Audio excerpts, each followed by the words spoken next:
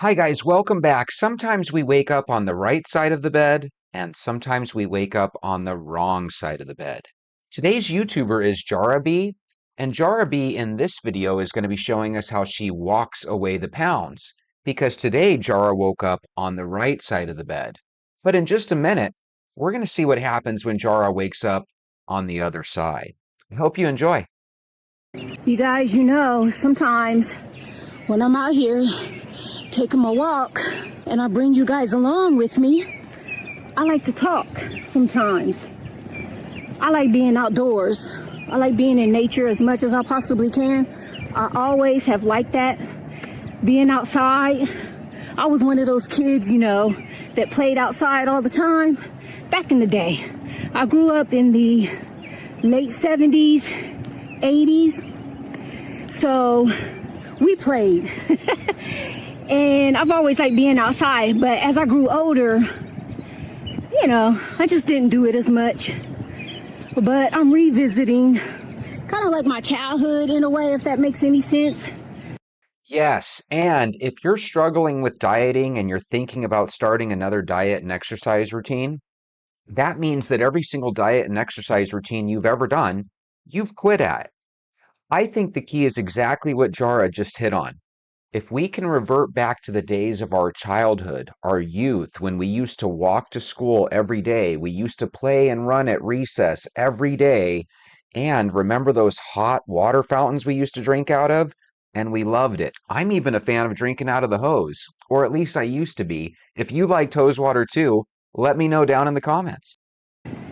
And I want to be outside, so this week, I don't know what to do. I do have a treadmill at home in my basement, but I don't really like being in the basement working out, but I'll do what I need to do to stay consistent. That's the key, y'all.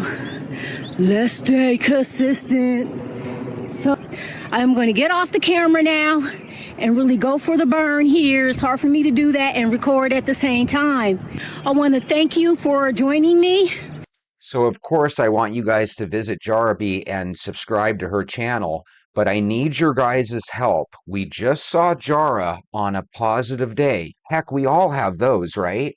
But we also have bad days. So I want to show you this next video.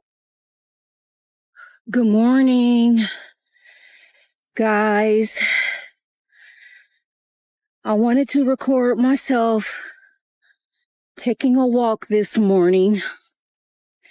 I have been walking 5 to 6 times a week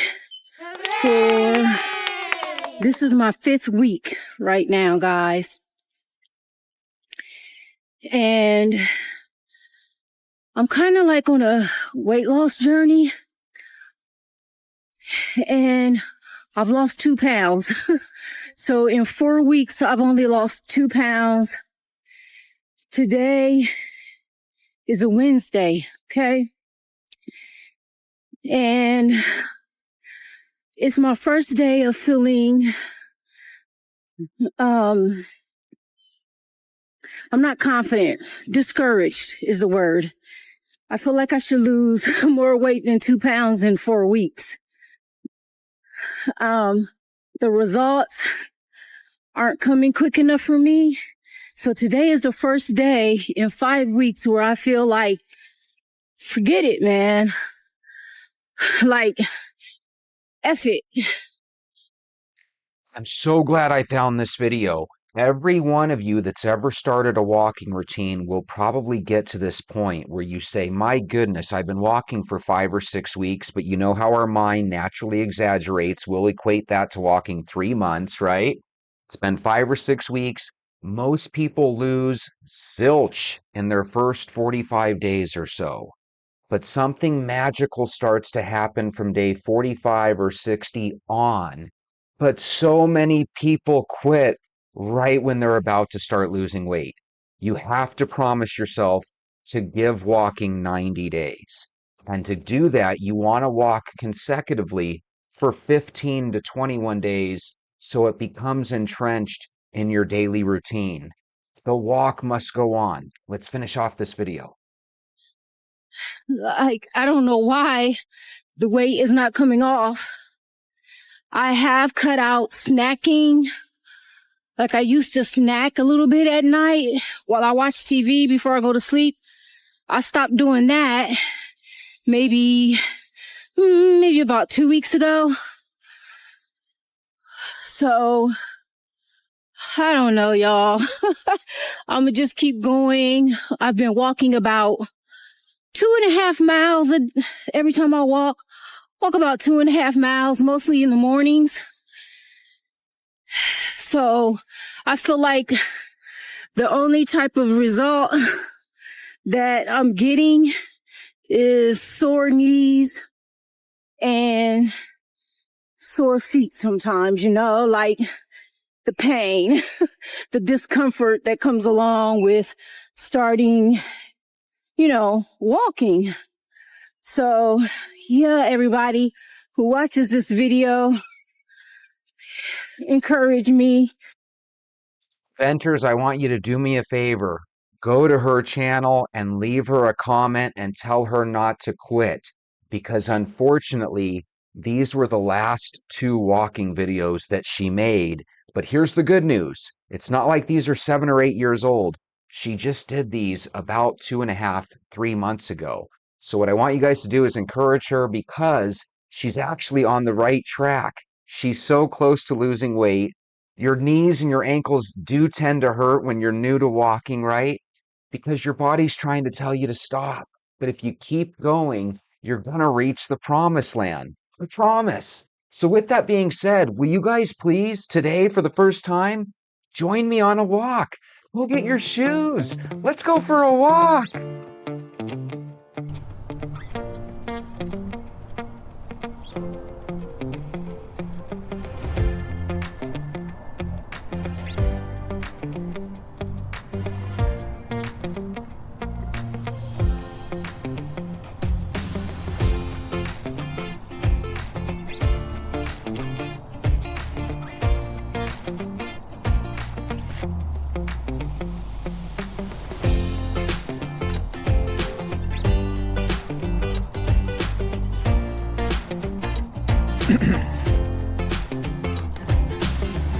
Good morning, Venters. Absolutely most beautiful day yet. It literally feels like the most wonderful weather you could imagine. Feels like about 74, very light little breeze. Feels absolutely gorgeous. Do you remember when you were in middle school? There's some times when parents can be hella embarrassing. One time when my daughter was in middle school, I dropped her off and I put on Spanish music really, really loud, and I remember it just totally embarrassed her. And another time I remember another time I dropped her off and I yelled out the window as she was walking away with her friends. I yelled out, "Sorry about the lunch money. I need to get a job." And it was just a complete joke, but I just remember her face turned red and she was very embarrassed about it. I thought it was all in fun. Those are the moments that we cherish in life, where we get to poke fun at our kids, and hopefully our kids can look back and laugh on those times, which she does now. But I've got a funny story for you. It's sad, it's not funny, but it makes me chuckle because it happened here in our own backyard. So check this out. This happened, I believe, a month or 2 ago. Cocopah Middle School in Scottsdale, Arizona. There's a woman whose daughter attends the middle school. Her name is Nubia Gonzalez, okay? This woman was an active member of the Association of Parents and Teachers. Okay, sounds like somebody we can be proud of in the community, right? She cares about her daughter's schooling, so she's a member of the, I guess they call it the APT. I thought it was like the PTA or whatever, but I assume same thing basically, right?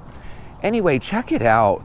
Because her daughter attended the school and because she was part of the APT, she was able to divert $35,000 of school funds directly into her personal bank account. And now she is on the run. Her daughter attended this school. I tried to find out an update on her daughter, I don't know if she still attends the school or not, but could you imagine the embarrassment that a mom would cause to a child? Oh my God, that is traumatic.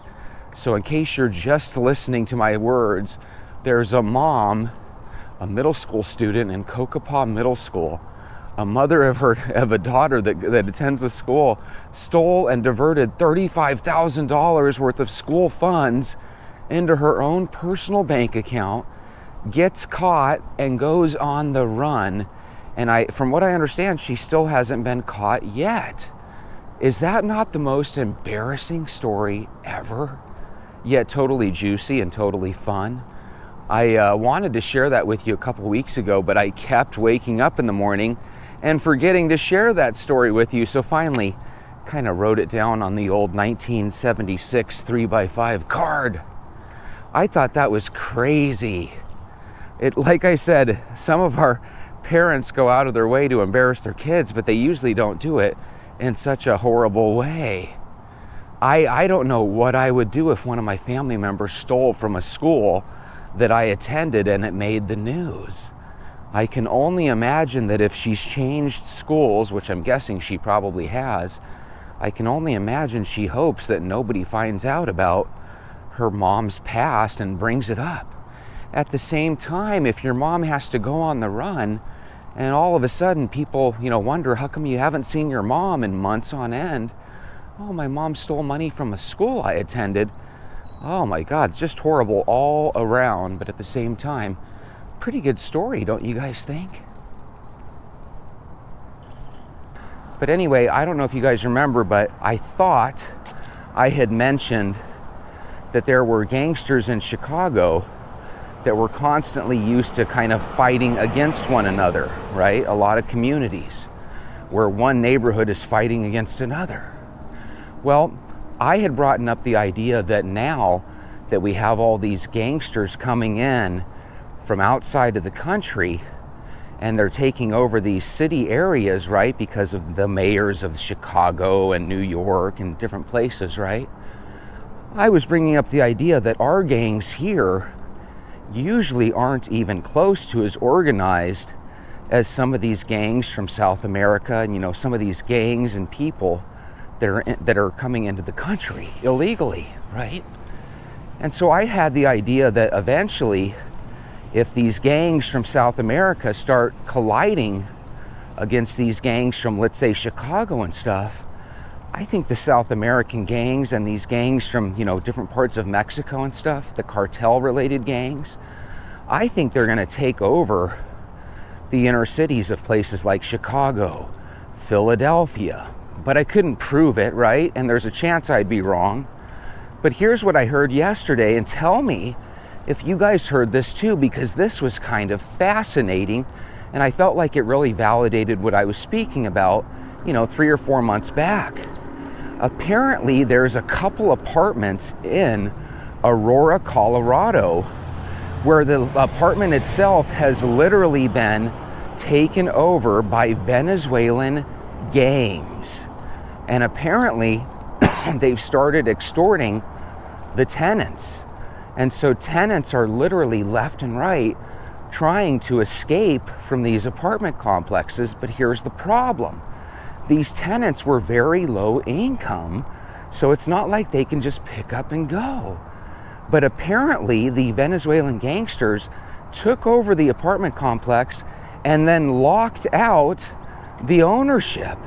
And they started telling the tenants, you're no longer going to pay the owner of the apartment complex, you're going to pay us. And apparently it's one of these things where the cops can't do anything about it. And by golly, I just thought that was crazy.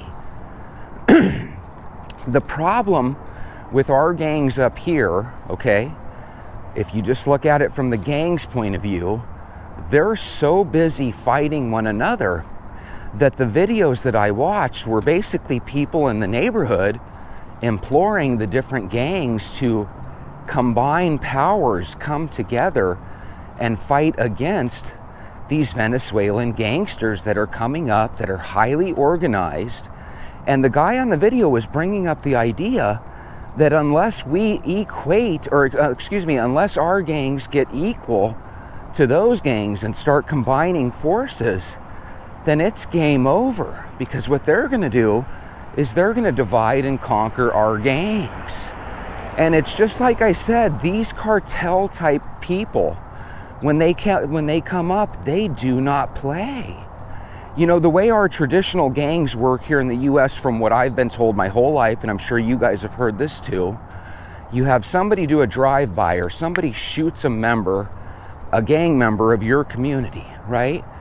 The people that shot him might not be from miles away, they might be from just a couple blocks over. That's how these little areas get cordoned off with their different gangs, right? And so what happens is it's tit for tat. Somebody on your gang gets killed, and so you end up doing a hit on somebody on their gang, and it's this horrible back and forth, and it usually bleeds over into parties and stuff. And if I remember right, what made me talk about this a couple months back was there was a situation in Chicago where a Hispanic family's birthday party had been shot up by a bunch of local Chicago gangsters. And I thought to myself back then, and I said out loud to you guys, I hope that that party is from local American Mexican family, rather than cartel-related families that had just come over. What made that situation not really matter is the fact that it wasn't somebody from South America, it was an American family.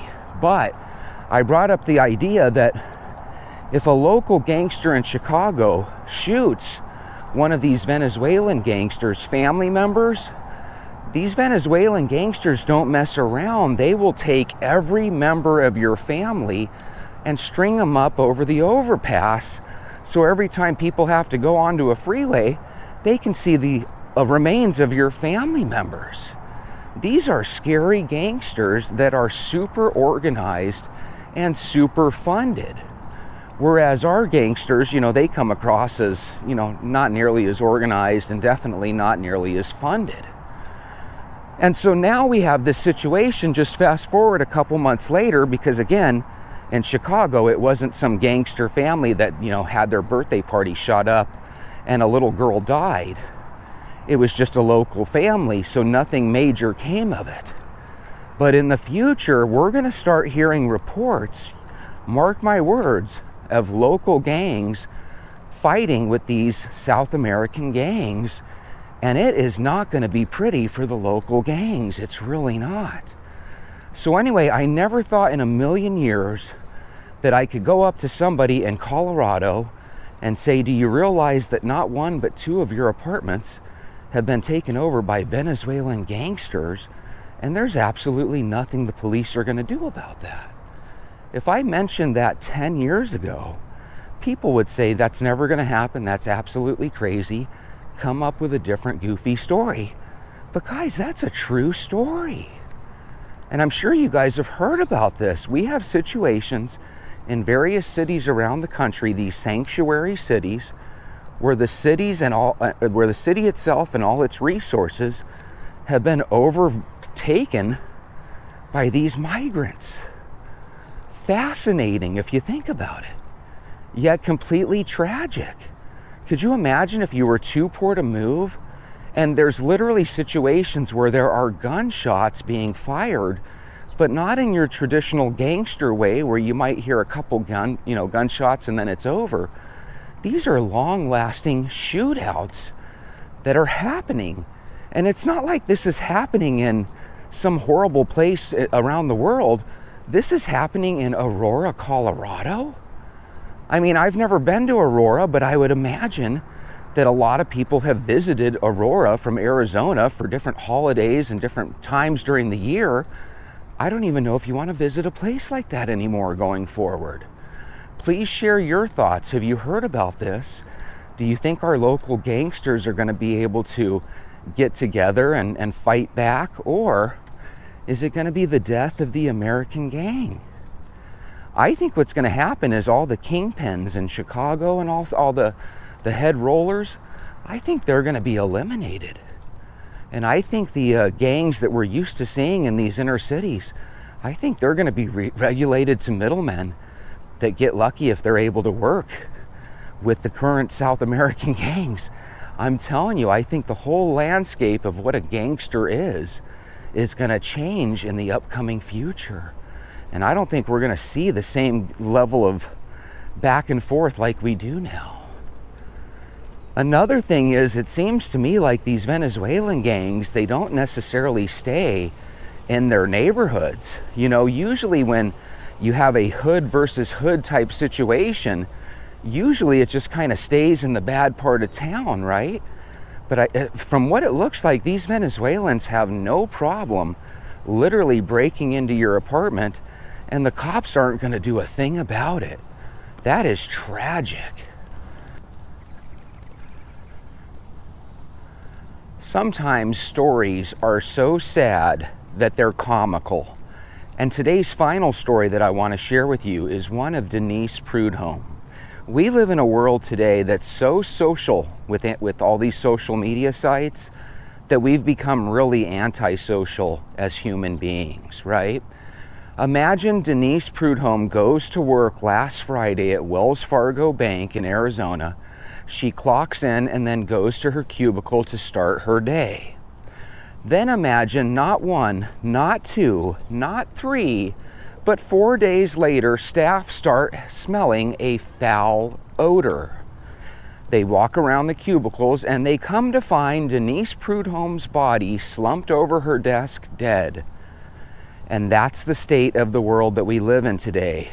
Denise Prudhomme came to work on Friday, passed away at her desk, and because nobody came to check on this woman at all, her body wasn't found at her cubicle until 4 days later.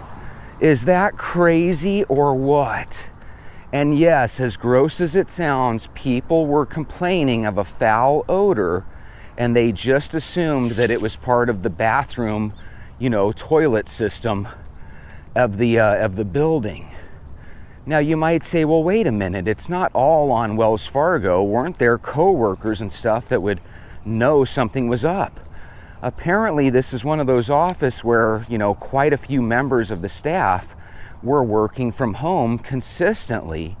But apparently Denise, only 60 years old, by the way, was one of these people that decided to work in person.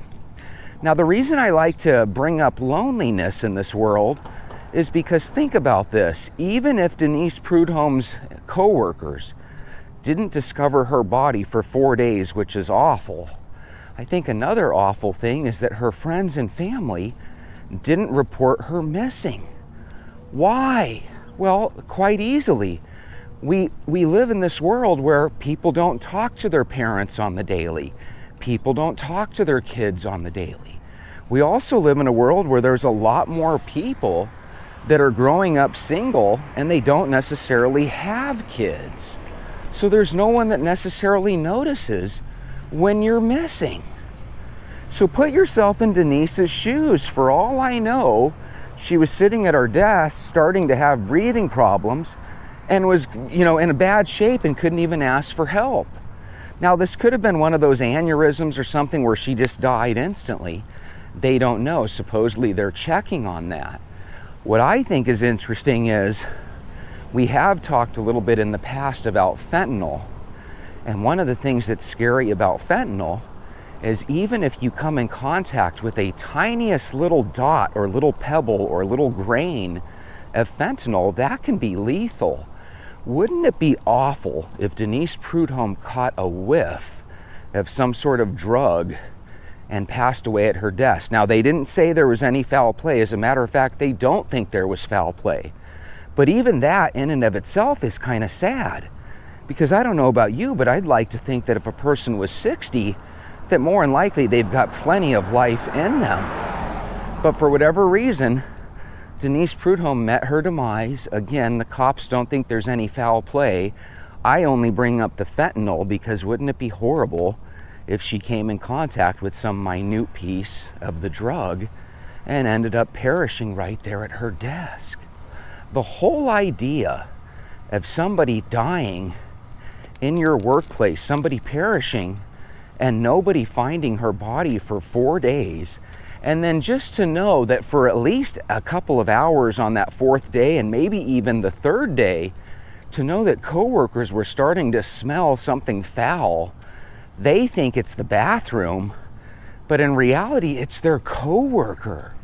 I don't know about you, but imagine eating food at your desk, or maybe just sitting there contemplating what you're gonna have for lunch, and imagine smelling this foul odor, and what you're really smelling is tiny little microbes of stink that's coming off of this, putrid body. Oh, doesn't that just make you want to barf? One time I worked in this strip mall area, and this is no joke. We had this, I don't know if they were from Russia, Ukraine, or what, but I think they were Polish actually. We had this little mini mart, and we would go to the mini mart to get Gatorades, or some of my coworkers smoked, so they would go there to get a pack of cigarettes. It was actually a smoke shop. And one day, wait, hold on, false memory, I'm thinking of that wrong. There was a smoke shop, and then there was this shop where they would make foods from Poland, right? This Polish bakery shop. That's what I meant to say. One day I go over there and I'm buying a Gatorade or something, and I was gonna order some food because they had a pretty decent dish that I liked ordering, okay? So I'm in there, I open the door, and I'm telling you, there was a smell that was so bad and so gnarly, and I had never ever in my life smelt this horrible smell before, that I actually did what I thought was the right thing, but I think it ended up backfiring on me. I ended up going back to the office that we worked at a couple of doors down, and I ended up making a call to the police. And I told them, I said, God, I feel really weird about making this call. I go, we have a Polish bakery right next to us. And I go, I went in that Polish bakery, and the smell in there smelled like a rotting body. I go, I'm not accusing them of anything, but is there any way that you could just send a police officer to come down and get a whiff of this smell? Anyway, make a long story short, all of a sudden police officers did come down. And I asked them, I said, look, in case it's a real body, is there any way I can remain anonymous? Here's the problem. When I made the complaint, it was like 7:30 or 8 in the morning, right when opening time of this business was. I was the only guy in the strip mall. So in other words, when the cops came asking questions, they kind of immediately knew it was me. So needless to say, because of embarrassment and stuff, I never ended up going back to their place. But you want to know something? Would you ever want to eat anything from a place where you went in there and it smelled literally like a rotting dead body? So it was one of those things where I was like, you know what? I'm cool with not eating there anymore. But apparently what was rotting was they had a freezer that had become unplugged in the middle of the night. And apparently that freezer, although it was unplugged in the middle of the night a couple nights back. So slowly but surely, the food in there was starting to kind of rot, and they didn't know. And apparently if you have any meats in a freezer that stops working, after a handful of days, those meats in there are gonna become warm and ultimately putrid and gross. But what would you guys do? Would you guys do what I did? You go into a building and you're smelling something that you've never smelt before, and it didn't smell like vomit, it didn't smell like crap, it smelled like, the only thing I could imagine was, that must be what a dead body smells like. Because I think we've all heard, do you guys remember Casey Anthony? You remember the situation where her mom calls the police about, 20 years ago? And she's like, oh my God, I was right in my daughter's, by the back of her car, and I smelt a smell that was so bad. Can you send somebody down? I think it's a dead body I'm smelling. Do you guys remember that? I had that same feeling she did when I went to this Polish bakery. I'm like, whoa, this smells like they killed somebody and have their body in the back. So I didn't know what to do. All I knew is I didn't want to ignore it. It was that bad. But like I said, from that day on, they literally gave me the nastiest looks. But you want to know something? What if I would have been right? What if all of a sudden the news would have been all over that place, right? And what if all of a sudden I would have been the guy that helped take the bad guys down? You know, I thought I was doing the right thing. Doing the right thing is not always easy, and sometimes there's some risk involved. But it still means you should at least try to do the right thing. And I'm the type that if I go to your house and I think something's weird and something's up and that you killed somebody, you know, I'm sorry, I don't care that I've been your neighbor for 6 or 7 months. I'm going to call the cops. So even though I was wrong and it was just rotting meat, it still equated to the same thing. Something dead was smelling up the building, right? So even though it wasn't human flesh I was smelling, I was still smelling rotting pork or meat or whatever the heck it was. But anyway, I thought you guys would get a kick out of that. We have gangsters that are being evicted by Venezuelan gangsters. We have moms in middle schools in Scottsdale, Arizona that are stealing thousands of dollars from their kids' school funds and then going on the run, you know? And then we have people that are dying, and because we're so lonely and so isolated, nobody even noticed that this woman sat dead at her desk for 4 consecutive days. That's crazy.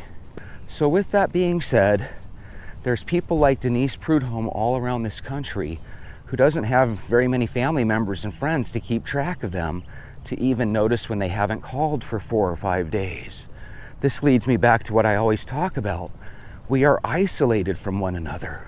We live in a world where even though we talk to each other every day on Facebook, we're not really talking to each other face to face.